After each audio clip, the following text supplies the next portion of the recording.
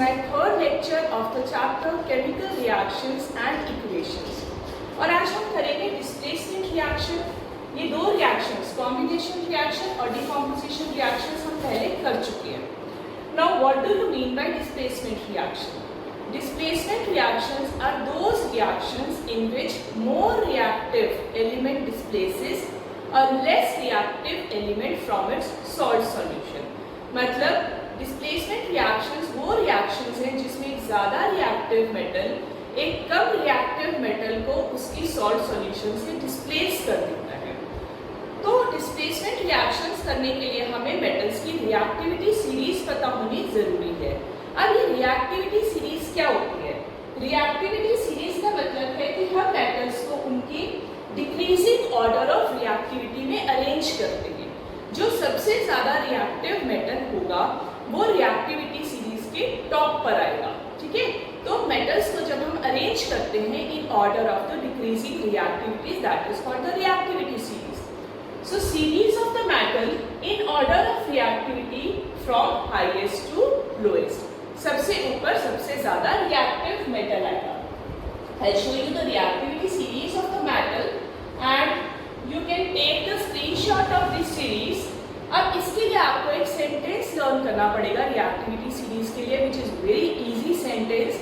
और वो सेंटेंस क्या है? Please stop calling me a zebra in the library, call me something good please. इस सेंटेंस से आप पूरी रिएक्टिविटी सीरीज लर्न कर सकते हो। और कैसे लर्न कर सकते हो? हर एक का, हर वर्ड का पहला लेटर लेकर। जैसे प्लीज का पहला लेटर आपने लिया पी, पी मीन्स पोटेशियम, ठीक है। और स्टॉप एस, एस का मतलब सोडियम। कॉलिंग सी ए लिया आपने calcium. Me M magnesium. A aluminium. Zebra Z zinc. In I iron. The tin, tin का सिंबल क्या होता है? S N. Library L, L means lead, lead का symbol होता है पीबी। और ये हाइड्रोजन को हम इंक्लूड करते हैं in the reactivity series of the metals. इससे ऊपर जितने भी एलिमेंट्स हैं वो हाइड्रोजन से ज्यादा रिएक्टिव है और जो हाइड्रोजन के नीचे आएंगे वो हाइड्रोजन से लेस रिएक्टिव हैं। चलो उसके बाद call, call means C, C copper. मी एम मर्करी, मर्करी का सिंबल होगा H G. Something S, S silver, silver का symbol A G. Good G gold. A U please platinum P P. तो ये जो मेटल है पोटेशियम सबसे ज्यादा रिएक्टिव मेटल है। अब जब भी हम डिस्प्लेसमेंट रिएक्शंस करेंगे तो सॉल्ट सॉल्यूशन जो है, जैसे अगर हमने कॉपर सल्फेट ली सॉल्ट सॉल्यूशन, कॉपर सल्फेट का रिएक्शन अगर हम आयरन से करवाएंगे तो क्योंकि कॉपर से ऊपर आयरन आ रहा है, कॉपर से ऊपर आयरन आ रहा है, तो ये आयरन कॉपर को डिस्प्लेस कर सकता है। ठीक है, आप कैसे इसका रिएक्शन देख सकते हैं? Now you can see the reaction. For example copper sulphate plus iron, what will happen?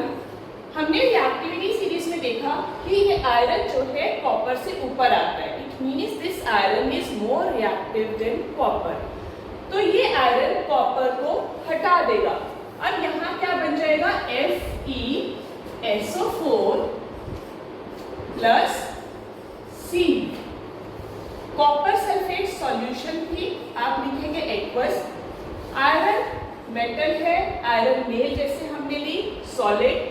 अब ये सॉल्यूशन में आयरन कहाँ आ गया? सॉल्यूशन में कॉपर को हटा के ये बन गई एक्वस और कॉपर जो है it will deposit on the iron nail. तो यहाँ कलर चेंजेस क्या होंगे? Copper sulphate, what is the common name of copper sulphate? Blue vitriol. क्योंकि ये जो कॉपर सल्फेट है ब्लू कलर का होता है, तो इसका कलर क्या है? Copper sulphate, this is blue in colour. So the blue colored solution of the copper sulfate. अब इसका कलर क्या होता है? This is green in color. That is why its common name is green vitriol. the blue colored solution of the copper sulfate will change to green colored solution of the ferrous sulfate, because iron being more reactive will displace copper from its solution. लेकिन अगर इसी reaction को हम reverse कर देते हैं, suppose हमने लिया फेरस सल्फेट की सॉल्यूशन ली, solution, so this is aqueous, copper इसके अंदर हमने कोई कॉपर स्पून रख दिया, देन व्हाट विल हैपन, क्योंकि अब हमने रिएक्टिविटी सीरीज में देखा था कि ये जो कॉपर है, अब ये कॉपर कहाँ आ रहा है, कॉपर आयरन से नीचे आता है, तो इसीलिए ये आयरन से कम रिएक्टिव है और ये आयरन को डिस्प्लेस नहीं कर सकता, तो यहाँ no reaction. Why no reaction? Because copper is less reactive than iron, so it will not be able to displace iron from its salt solution. अब इसके हम कुछ एग्जाम्पल्स और देख लेते हैं. तो रिएक्टिविटी सीरीज अगर हमें लर्न हो जाती है तो डिस्प्लेसमेंट रिएक्शन सारा समझ में आ जाएगा. अब अगर हमने कॉपर सल्फेट सॉल्यूशन में हमने जिंक ऐड कर दिया, what will happen if we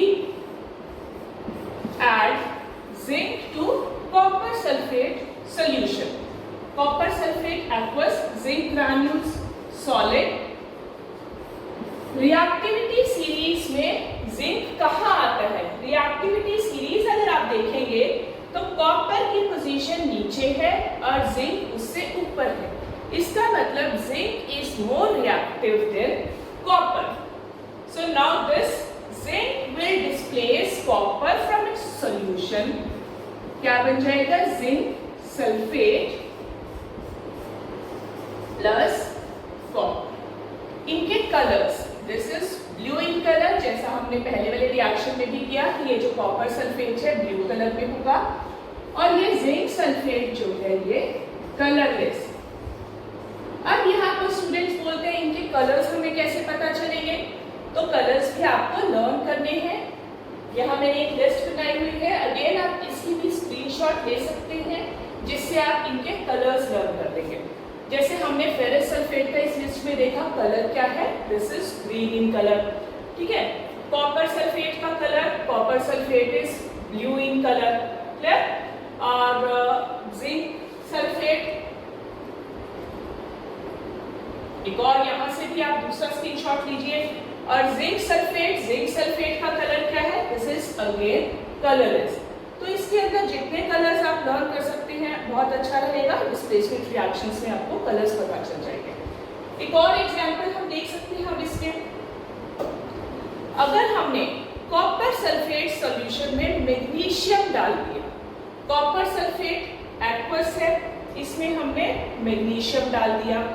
magnesium भी अगर आप रिएक्टिविटी सीरीज में चेक करेंगे तो ये कॉपर से ऊपर आता है, तो magnesium will displace copper from its salt solution.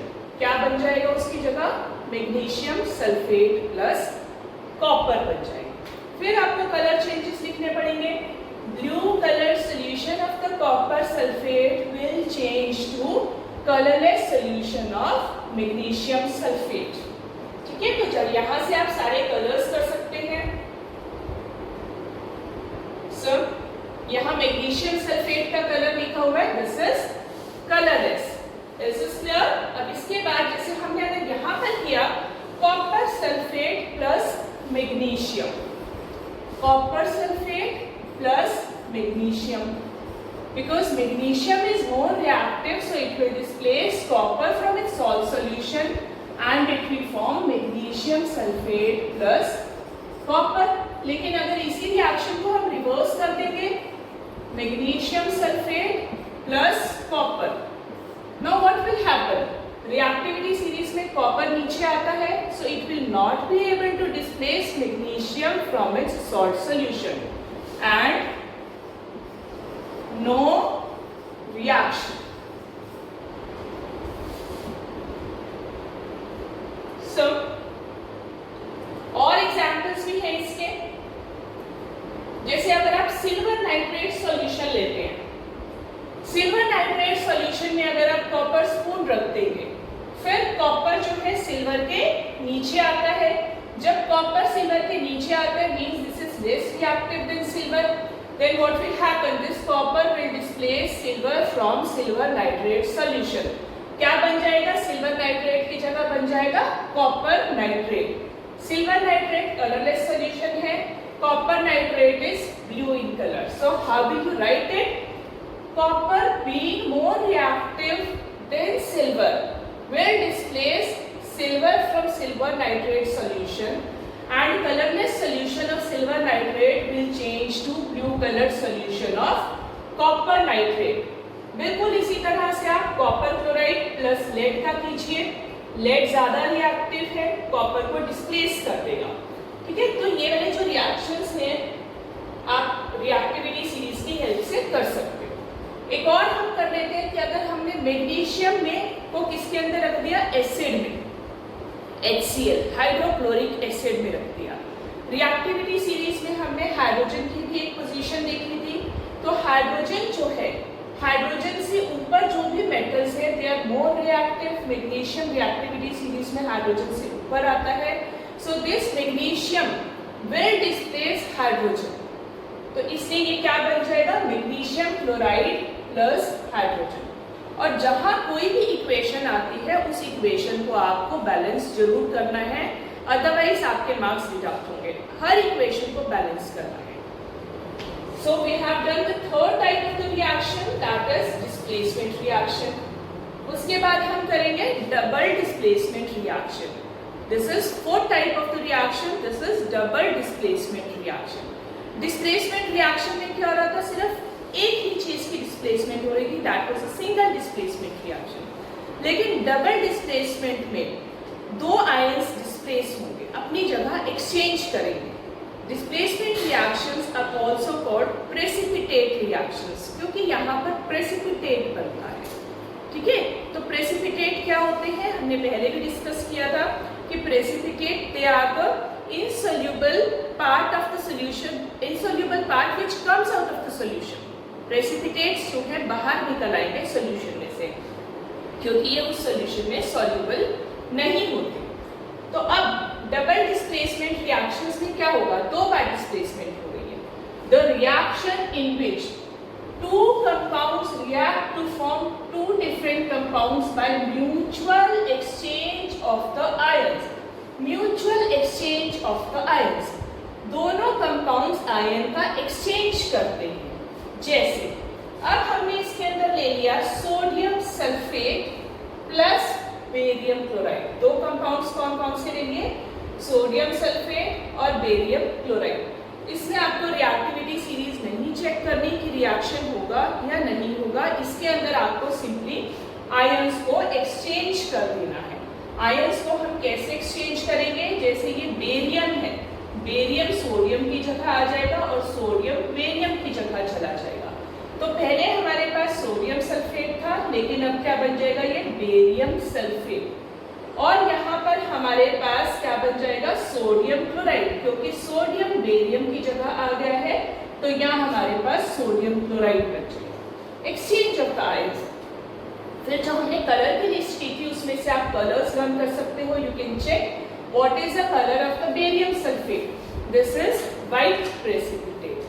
That is why these reactions are called precipitate reactions, क्योंकि उसमें प्रेसिपिटेट बनते हैं.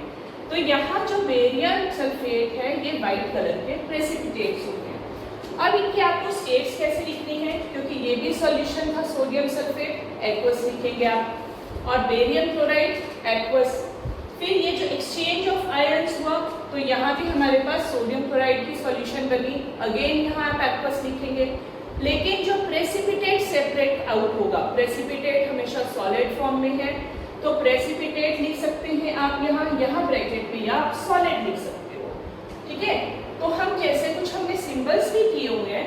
जैसे हमने सिंबल किया था कि गैस के लिए हम अपवर्ड डायरेक्शन में एरो शो करते हैं, प्रेसिपिटेट के लिए हम डाउनवर्ड डायरेक्शन में एरो शो कर सकते हैं. तो अब हमने कौन सा रिएक्शन किया? Sodium sulphate Na2SO4 plus barium chloride BaCl. Ions exchange हुए, ये बन गया हमारा barium sulphate plus sodium chloride. Next ये रिएक्शन भी बहुत ज्यादा इंपॉर्टेंट है. ठीक है, इसके अंदर आप लोगे lead nitrate PbNO3 poured twice। Lead nitrate का फॉर्मूला क्या होता है? PbNO3 poured twice। Lead nitrate के अंदर जब हम पोटेशियम आयोडाइड की सॉल्यूशन डाल देंगे तो यहाँ भी एक्सचेंज ऑफ आयंस होगा। पोटेशियम लेड की जगह आ जाएगी और लेड जो है पोटेशियम की जगह चली जाएगी। तो यहाँ हमारे पास बन जाएगा, लेड की जगह क्या आ गया था? पोटेशियम। तो सोल्यूशन कौन सी बन जाएगी? Potassium nitrate. Potassium nitrate KNO3 plus precipitate किसके बन जाएंगे? लेड आयोडाइड के PbI। और लेड आयोडाइड के प्रेसिपिटेट येलो कलर के प्रेसिपिटेट्स होते हैं, तो लिस्ट में इसका प्रेसिपिटेट के कलर भी दिए हुए हैं। लेड आयोडाइड के प्रेसिपिटेट्स हैं येलो कलर के। फिर यहाँ आप सॉलिड लिख सकते हैं या प्रेसिपिटेट लिख सकते हैं, लेकिन आपको कलर्स जरूर लिखने हैं। सबके कलर्स आप साथ में लर्न कीजिए और इक्वेशंस को बैलेंस कीजिएगा। सो this is double displacement reaction. तो आज हमने चार टाइप्स ऑफ रिएक्शंस हमारे कंप्लीट हो चुके हैं। Combination reaction, decomposition reaction, displacement reaction and double displacement reaction. Thank you.